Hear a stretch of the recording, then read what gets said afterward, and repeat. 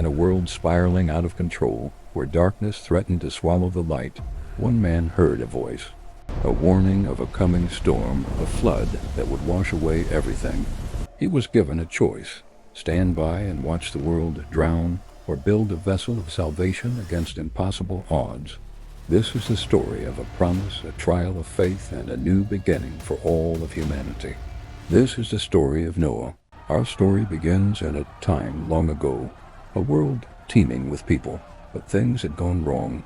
The goodness in people's hearts had faded, replaced by selfishness and cruelty. It was a world that had forgotten its way, a world that grieved its own creator.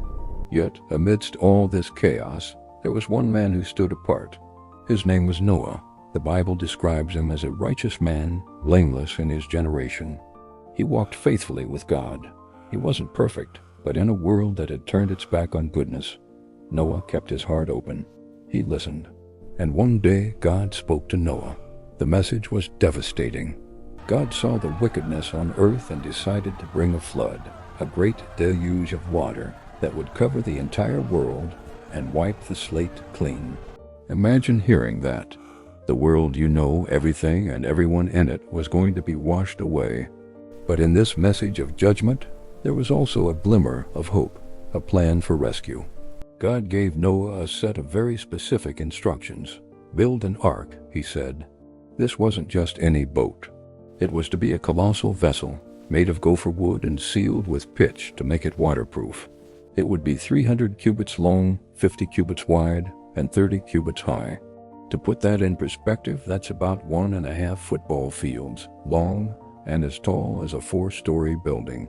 It was an enormous, almost unbelievable undertaking.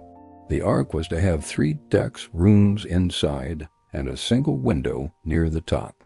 This wasn't just about saving Noah and his family, his wife, his 3 sons, Shem, Ham, and Japheth, and their wives. God's plan was to preserve life itself. Noah was instructed to bring 2 of every kind of animal into the ark, a male and a female. For the clean animals, the ones that could later be used for offerings, he was to bring 7 pairs.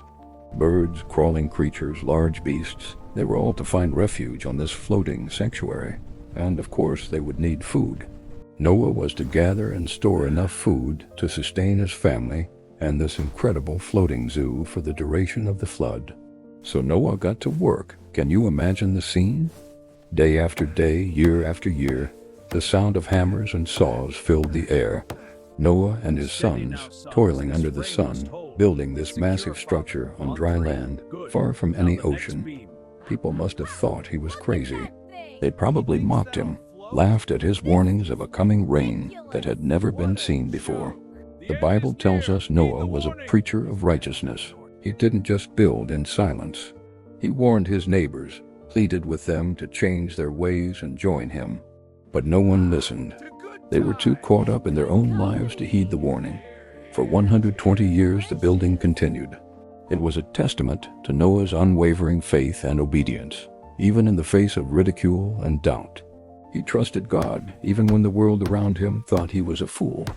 Finally, the day came. The ark was finished. And then something miraculous happened. The animals began to arrive, not chased or herded by Noah, but coming on their own 2 by 2, guided by an unseen hand. Lions walked alongside lambs, wolves next to sheep. Pairs of every creature on earth made their way to the ark and peacefully went inside.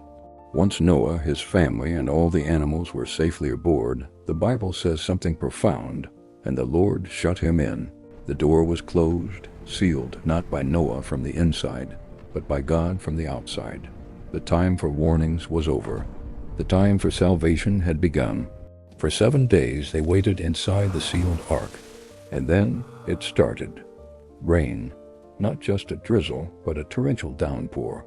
The springs of the great deep burst forth from the ground, and the floodgates of the heavens were opened. Water came from above and below. It rained for 40 days and 40 nights, relentlessly.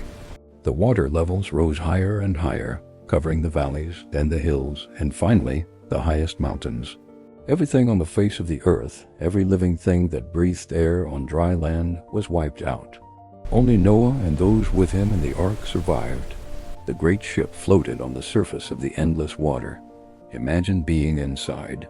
The creaking of the wood, the sounds of the animals, the constant drumming of the rain, and the knowledge that the world you once knew was gone. It must have been a terrifying and awe-inspiring experience. The waters covered the earth for a total of 150 days. After this time, God remembered Noah. A wind began to blow, and the waters started to recede. Slowly, gradually, the ark came to rest on the mountains of Ararat. But they couldn't leave just yet. They had to wait for the earth to dry. Noah showed his wisdom and patience. He sent out a raven, which flew back and forth. Then he sent out a dove. The first time it returned, finding no place to land. A week later, he sent it out again. This time it came back in the evening with a freshly plucked olive leaf in its beak. This was the sign Noah had been waiting for. It was proof that life was returning to the earth. A week later, he sent the dove out a final time, and it did not return. The earth was ready. After more than a year inside the ark, God gave the command, "Come out of the ark." Noah, his family, and all the animals disembarked onto a fresh, clean, empty world. The first thing Noah did was build an altar. He offered a sacrifice to God, an act of pure gratitude for their deliverance. The aroma of the offering was pleasing to God, who then made a solemn promise, not just to Noah, but to all of humanity and every living creature for all generations to come. God said, "Never again will I curse the ground because of humans, and never again will I destroy all living creatures, as I have done." And as a sign of this unbreakable promise, this covenant, God set a rainbow in the clouds. He said, "Whenever I bring clouds over the earth and the rainbow appears in the clouds, I will remember my covenant." The rainbow is more than just a beautiful arc of light in the sky. It's a divine promise, a reminder that even after the darkest storm, there is hope, renewal, and the promise of a new day. The story of Noah isn't just about a great flood. It's about faith in the face of ridicule, obedience when it makes no sense, and the incredible grace and faithfulness of a God who provides a way of escape and promises a new beginning. It challenges us to think about what we would do if we were asked to build an ark in our own lives, to trust and obey even when the world calls us foolish. Thank you so much for watching. If this story resonated with you, please hit that like button, subscribe for more content, and share your thoughts in the comments below.